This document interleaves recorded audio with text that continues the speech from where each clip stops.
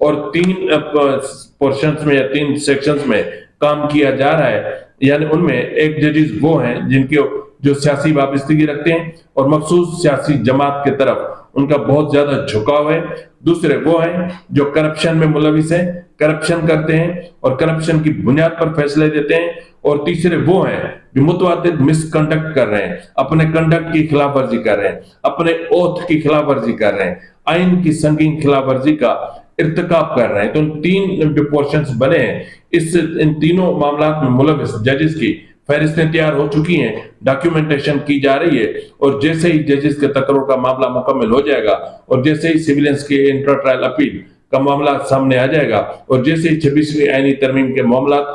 के हवाले से जो कॉन्स्टिट्यूशनल बेंच है वो अपना फैसला सुना चुका होगा, तो उसके बाद सुप्रीम जुडिशल काउंसिल का मास गर्म कर दिया जाएगा, फिर डंडा उठेगा, फिर झाड़ू उठेगा, फिर